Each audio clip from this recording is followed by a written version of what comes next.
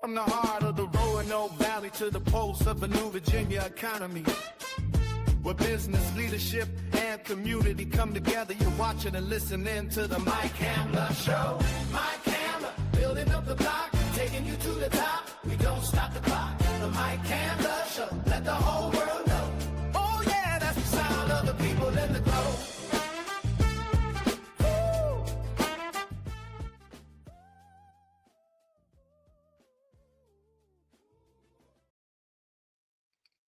Hello and welcome to the Mike Hamlar Show. Today we're talking about something I believe every family in Southwest Virginia and the entire Commonwealth of Virginia can relate to: the cost of living.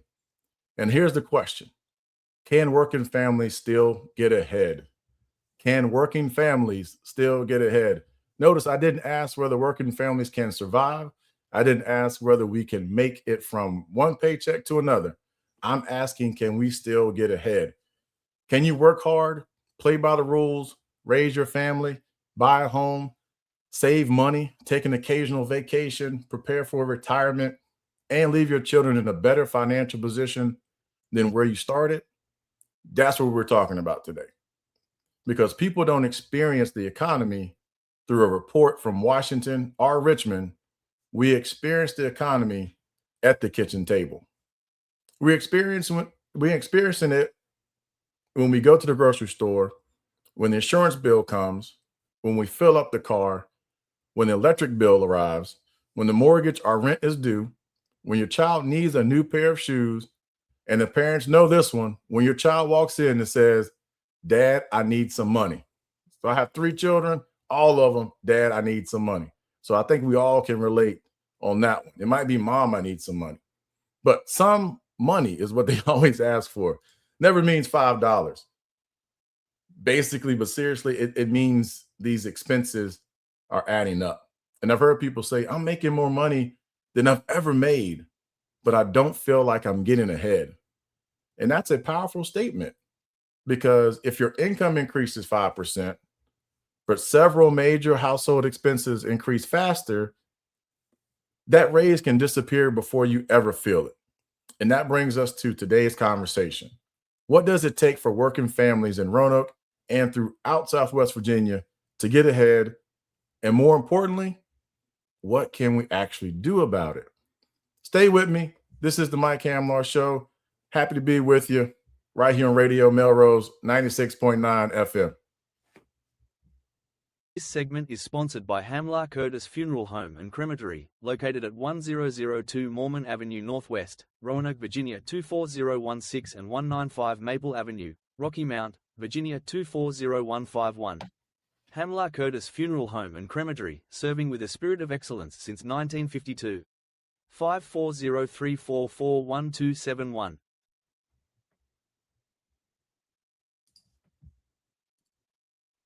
All right, welcome back. Let's talk about one of the biggest pieces of the American dream: home ownership. For generations, owning a home has been one of the primary ways working families built wealth. You bought a house, you made the payments, you maintained it. Over time, you built equity. Eventually, the house became more than a place to live. It became an asset. But today, I hear younger people asking, how am I supposed to afford a house? And we need to take that question seriously, because buying a house isn't only about the price listed on the sign. You've got the mortgage interest. You have the mortgage itself, the interest, property taxes, insurance, utilities, repairs, maintenance, and you've got to save money for the down payment and closing costs before you ever get the keys. That's intimidating. But I don't want young people listening today to hear this conversation and conclude, I might as well give up. Absolutely not. Maybe your first house isn't your dream house, and that's okay. We've gotten into a culture where sometimes we want to start where our parents finished. Think about that. You may look at the house your parents have today, but is that the house that they had at the age of 25? Probably not. You may look at somebody's business today, but you didn't see what that business looked like 30 years ago. Success usually takes time. Your first home might be small. It might need some work. You might not have the granite countertops. You might not have that huge master bedroom that you want. And you know what? That's okay, because you're building equity. You're building credit. You're learning responsibility. You're establishing an asset. But communities also have responsibility. If we want young professionals to stay in Southwest Virginia, if we want teachers, firefighters, police officers, healthcare workers, and skilled tradespeople to live here, then we need to make sure we're creating housing opportunities for them. Housing simply isn't simply a personal issue. Housing is an economic development issue. You can't recruit hundreds of workers to a region without asking where those workers are going to live. And you can't talk about keeping young people in Roanoke, our surrounding areas, without asking where they can afford to build a life. So here's a question for our listeners and viewers today. If you're under the age of 35, do you believe you'll be able to purchase a home in the community where you want to live? I'd really love to hear from you and get those answers, because those answers tell us something about the future of Southwest Virginia. So go on and send those answers in to me, Mike Hamlar at gmail.com, or go to mikehamlar.com and just put it in the notes, and we would love to hear from you. Now, this segment of the Mike Hamlar Show is sponsored by Hamlar Pet Funeral Home and Crematory, and just want to put this out there. This segment is sponsored by Hamlar Pet Funeral Home and Crematory, located at 501 11th Street Northwest, Roanoke, Virginia, 24017. Hamlar Pet Cremations, services you can trust. Providing honorable and meaningful pet cremations to Roanoke and surrounding areas. 540-344-0220. All right, welcome back. Now I want to talk directly to those parents and grandparents that are viewing and listening. We spend a lot of time preparing our children academically, and we should. Education is important, but there's another education that has to happen: financial education. Does your child understand money? Does your grandchild understand money? I'm not talking about knowing how to spend it. Lord knows my kids know how to spend it. Most of our children know how to spend it. Children figure that out pretty quickly. I'm asking whether they understand how money works. Do they know about credit? Do they know about interest, debt, taxes, insurance, investing, mortgages, retirement, entrepreneurship, budgeting? Those lessons can affect someone for the rest of their life. A young person can make a financial decision at the age of 18 or 19 years old that follows them for years. That's why conversations need to start early. Let children understand that things cost money. Tell them that you have to pay Santa Claus. When you walk into the grocery store, that's an opportunity to teach. When you're buying a car, that's an opportunity to teach. When that first paycheck comes, that's an opportunity to teach. And here's one lesson I think is extremely important. Looking wealthy and being wealthy are two completely different things. Social media has changed our perception and the way we see success. You see the car, you see the vacation, you see the clothes, you see the restaurant. What you don't see is the bank statement. You don't know what they own. You don't know what's financed. You don't know how much debt somebody has. Someone can drive a $90,000 vehicle and have $500 in the bank, cash. Another person can drive a 10-year-old vehicle and own 3 rental properties and have thousands in the bank. So which person is actually doing better financially? That's a conversation we need to have with our children and our young people. Don't spend your life trying to look rich. Spend your life trying to become financially secure. There is a difference. And parents, grandparents, we have got to be willing to talk about our mistakes too. Sometimes the best financial lesson you can give your child: here is something that I did wrong. Here is what I learned from it. And that's wisdom. Our children don't have to repeat every mistake we made. That's how one generation helps the next generation. So we're going to talk about generational wealth here in just a few minutes. But I do want to give another shout out to one of our sponsors that is here and is going to sponsor that next segment. This segment is sponsored by LH Hamlar Event Center, located at 4516 Melrose Avenue, Northwest Roanoke, Virginia 24017. 54079707796.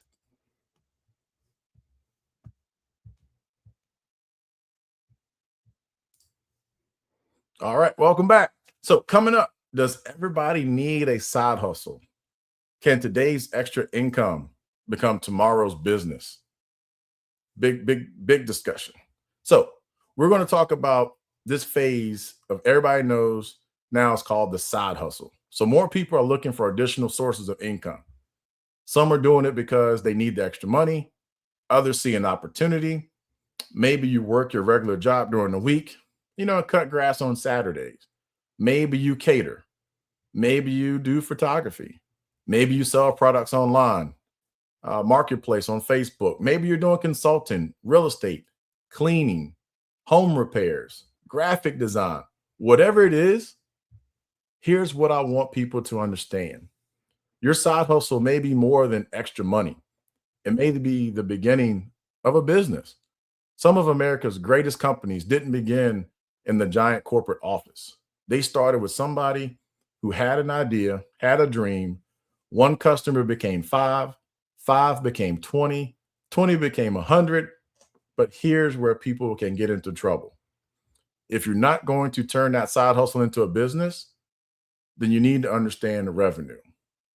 So if you're going to turn that side hustle into a business, you need to understand revenue. Revenue isn't just profit. If you bring in $5,000 this month, but it cost you $4,500 to earn it, you did not make $5,000. You made $500. Know your numbers. Understand taxes. Understand insurance. Understand contracts. Know what you're charging and why you're charging it. And please value your time. I can't say that enough. Your time is valuable and is one of the things you never can get back. So entrepreneurs, sometimes, we make that mistake of pricing everything based on materials. Your time has value. Your experience has value. Expertise has value. Southwest Virginia and all of the Commonwealth needs entrepreneurs. We need people creating jobs, not simply looking for jobs, but we need young people who believe they can start companies right here in Roanoke and beyond. And we need established business owners willing to mentor them. Because sometimes what a new entrepreneur needs most isn't money. It's somebody who already has made the mistakes, saying, hey, don't do what I did. Try this instead. Or this is where I went wrong. This is what worked for me.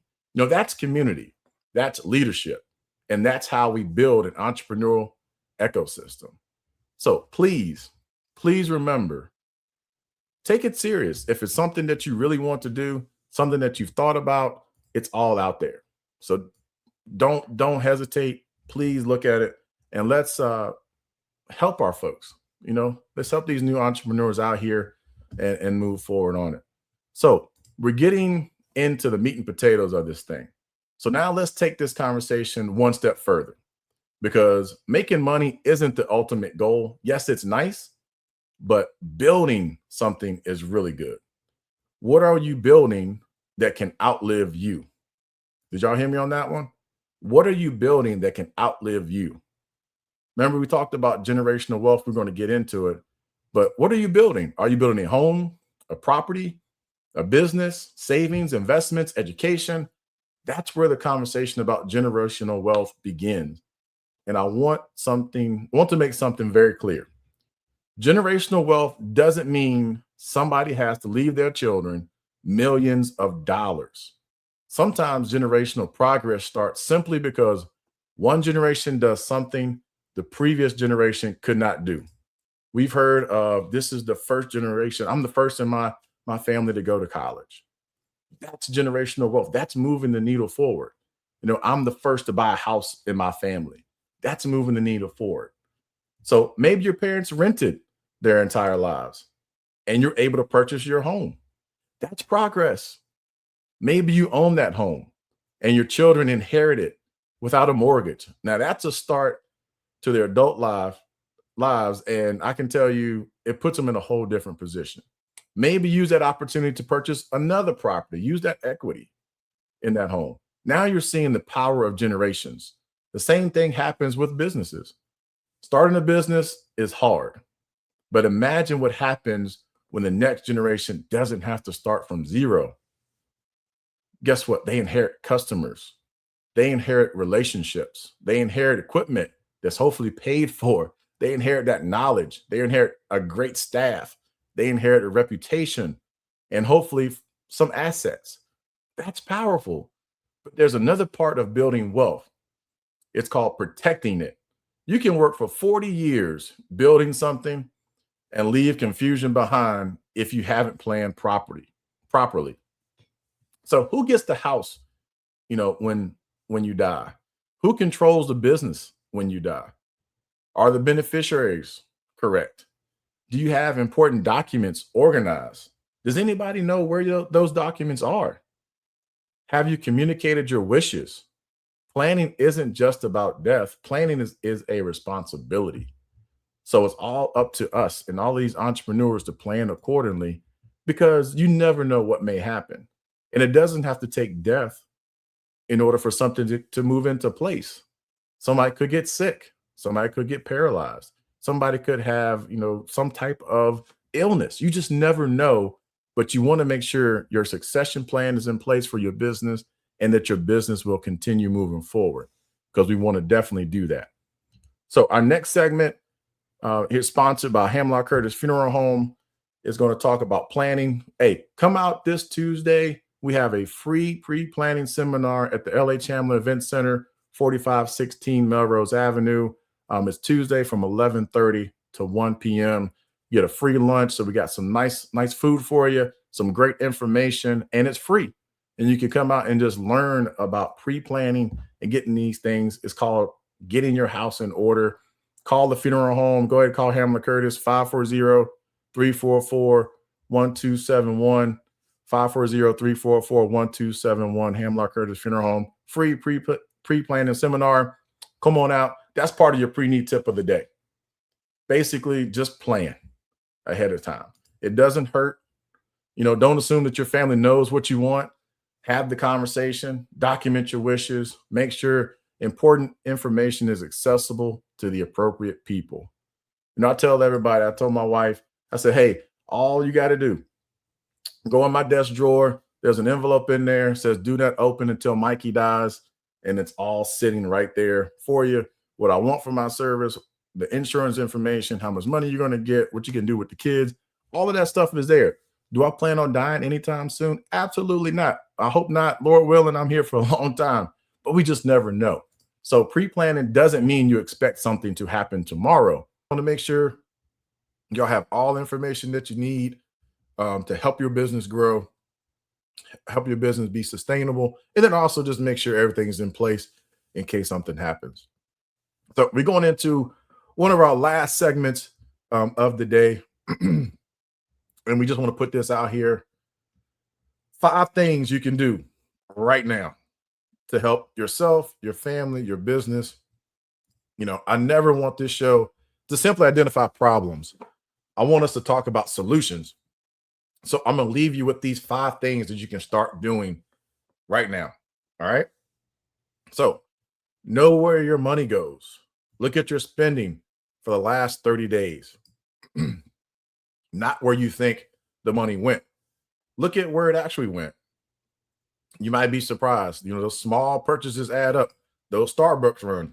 Do the numbers. How much you spend on Starbucks every day, every week, every month, every year. I guarantee you, you will be very surprised if you go to Starbucks and you buy that mocha latte, whatever it is. My kids do that stuff. Or if you go to Chick-fil-A, same thing. Or if you eat out every day, look at how much money you spend on food. Those things can add up, and they're small purchases, but when you add it up over time, you can see how much money you're spending, and then you can make your decision accordingly, based on that. Number 2, make a plan for debt, especially high interest debt. Don't ignore it. Know what you owe. Know the interest rate. Develop a strategic plan. Develop a strategy. Because interest is powerful.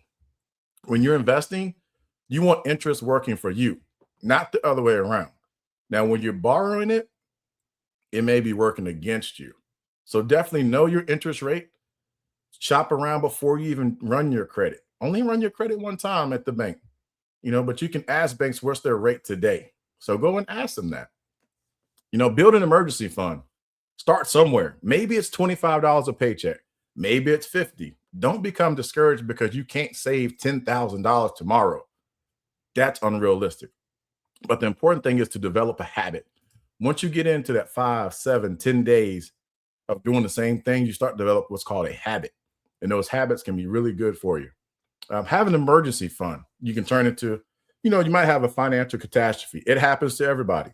But you can turn that into what's called an inconvenience, right? Your car breaks down. You have something available that you can use that. An appliance goes out. Hey, refrigerator, ice maker's gone. Guess what I need? I need to buy a new refrigerator. They're not cheap. You got that cushion. Life happens. Prepare for it. Number 4, increase your value. This one is really important. There's only so much you can cut from a household budget. At some point, increasing your financial position requires increasing your income. What skill could you learn? What certification could you learn? Could you learn a trade? Could you move into management? Could you start a small business? Could you turn something you're really good at into additional income? Invest in yourself, because an investment is knowledge, and skills can continue paying you for years on years on years. So definitely think about that. Number 5, teach somebody else.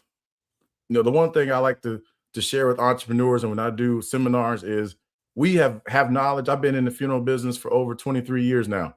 We have knowledge that we can share with others, and you don't want to take that to your grave.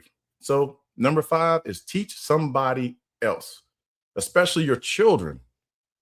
If you learn how to budget, teach them. So you have a budget, go ahead and show them your budget. If you don't want to use your real numbers, that's fine. But at least just show them, hey, son, hey, daughter, hey, godchild, let me show you the budget here so you know what you can afford based off your income. Invaluable lesson. It's huge. You can't put a number on that. If you've learned anything about real estate, if you know about real estate, teach them. If you have rental properties, show them what you have. Teach them the way to do it. Even if they don't want it right now, you never know what may happen in the future. So teach them. If you started a business, let them see the business. If you made financial mistakes, teach those too. Our children should not have to start every generation from zero. That's the point. Give them knowledge, give them an opportunity, give them a foundation, and then challenge them to build something even greater. So, in closing, this last segment is going to be sponsored by Hamlar Curtis Funeral Home. Want to just make sure you all know about the seminar. So make sure if you're interested in seminar, please call us. The seminar is Tuesday, August the 18th from 11:30 to 1. And just really excited about that because we had a great crowd last time. We want to make sure that you have that opportunity to be there. So thank you to Hamlar Curtis Funeral Home for sponsoring this segment. And we're going to move into our final thoughts. So, hey, I'm going to leave you with one question that we started with. Can working families still get ahead? I believe the answer is yes, but the path may look different today. Working hard matters, education matters, but so do financial literacy, ownership, entrepreneurship, planning, and making smart decisions with the resources we have. And our community has a role too. We need good paying jobs. We need affordable housing opportunities. We need strong schools. We need thriving small businesses. And we need to make Southwest Virginia and all of the Commonwealth a place where the next generation believes it can build a future. So here's my question for you. What's the number one financial challenge? The number one financial challenge facing working families in Southwest Virginia and the Commonwealth? I want to hear from you. Join the conversation online. Send those emails out to mikehamlar@gmail.com. Go to mikehamlar.com. And if you missed any part of today's show, catch the Mike Hamlar Show on YouTube at Mike Hamlar VA. Make sure you subscribe, share the show, and tell somebody else to join in on Sundays at 2 p.m. on Radio Melrose 96.9 FM I'm Mike Hamlar, and you've been listening to the Mike Hamlar Show on the Radio Melrose 96.9 FM. Business, leadership, community. Hey, and we're going to keep doing what we're doing. Building up the block. I'll see you next time. Thank y'all for tuning in. Peace.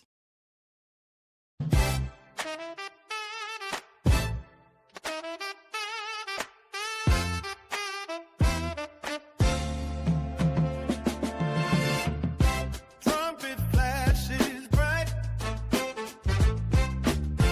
saxons through the air, roads on a midnight glide, we're setting up a flare.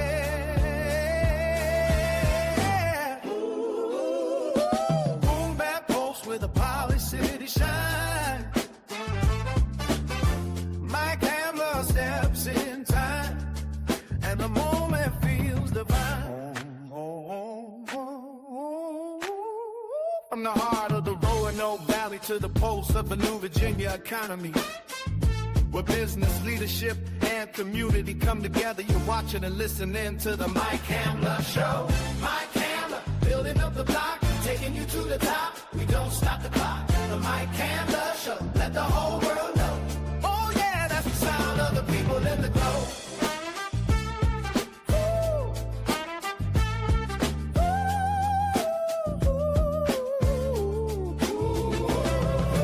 Deep wall bass rolling, hand claps on the beat. Cinematic streams rise to lift the street. Saxophone fills and brass staffs in the frame, building up the block. Everybody knows the name. Business, leadership, community. Mike Hamlar, building up the block, taking you to the top. We don't stop the clock. The Mike Hamlar Show, let the whole world know. Oh yeah, that's the sound